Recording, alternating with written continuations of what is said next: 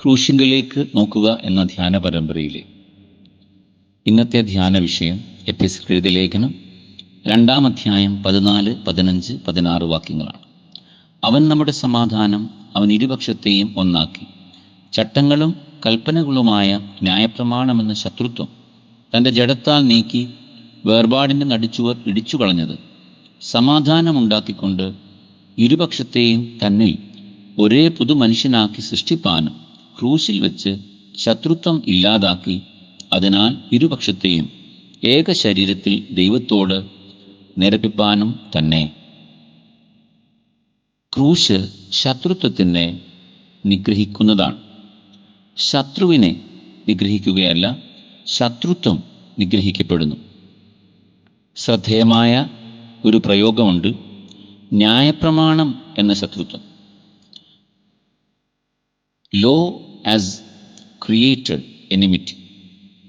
ന്യായപ്രമാണം അനുസരിക്കുന്നവരും അനുസരിക്കാത്തവരും, ന്യായപ്രമാണ പ്രകാരമുള്ളവരും അല്ലാത്തവരും എന്നീ വേർതിരിവുകൾ ശ്രദ്ധേയമായ ഒരു ശത്രുത്വം ഉണ്ടാക്കിയിരുന്നു.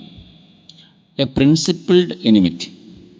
ഏതു കാരണത്താലും ശത്രുത്വം അപകടകാരിയാണ് എന്ന് ഈ വേദഭാഗം നമ്മെ പഠിപ്പിക്കുന്നു. ശത്രുബദ്ധമായ ചിന്താഗതികൾ പലപ്പോഴും സമൂഹത്തെ അപകടത്തിലേക്ക് നയിക്കാറുണ്ട്. അതിരുചി കവിഞ്ഞ ദേശസ്നേഹം, അയൽ രാജ്യങ്ങളോട് ശത്രുത പുലർത്താം.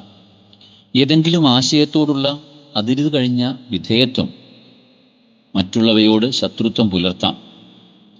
അങ്ങനെ ശത്രുത്വത്തിന് പ്രിൻസിപ്പിൾഡായ, ലോജിക്കലായ, ക്രമാനുഗതമായ അടിസ്ഥാനമുണ്ടായിരിക്കാമെങ്കിലും ശത്രുത്വം അപകടകാരിയാണ്.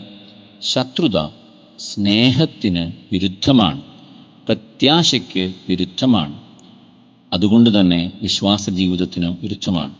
ക്രൂശിൽ ക്രിസ്തു ഇല്ലാതെയാക്കിയത് ശത്രുത്വത്തിൻ്റെ സമീപനത്തെയാണ്.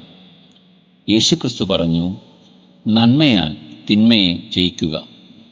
തിന്മയാൽ തിന്മയെ തോൽപ്പിക്കുന്നതാണ് ശത്രുത. നന്മയാൽ തിന്മയെ ജയിക്കുന്നതാണ് ശത്രുത്വം ഇല്ലാതാക്കുന്നത്. അതുകൊണ്ട് തന്നെ ക്രൂശ് ഓരോ നിമിഷവും നോമ്പുകാലത്ത് പറയുന്നു, ശത്രുതാ മനോഭാവത്തിൽ നിന്ന് രക്ഷപ്പെടുക. ചില തത്വശാസ്ത്രങ്ങൾ ലോകത്തിലുണ്ടായത് ശത്രുതാ ദർശനത്തിലാണ്. എന്നാൽ കാലത്തിൻ്റെ ക്രമത്തിൽ അവ നമുക്ക് മനസ്സിലാക്കുന്നത് അവ തന്നെ ശത്രുതാ മനോഭാവത്തിൽ സ്വയം കെട്ടടങ്ങിയതായിട്ടാണ്. അതുകൊണ്ട് തന്നെ ശത്രുതാ മനോഭാവം കൊണ്ട് ഒരു സമൂഹത്തെ കെട്ടുപണി ചെയ്യാൻ കഴിയുകയില്ലെന്ന് ചരിത്രത്തിലും നാം മനസ്സിലാക്കുന്നു. ക്രൂശിൽ യേശുക്രിസ്തു ശത്രുത്വം ഇല്ലാതാക്കി നോമ്പുകാലം ശത്രുതകളോട് വിട പറയുന്നതാവട്ടെ. ആമേൻ.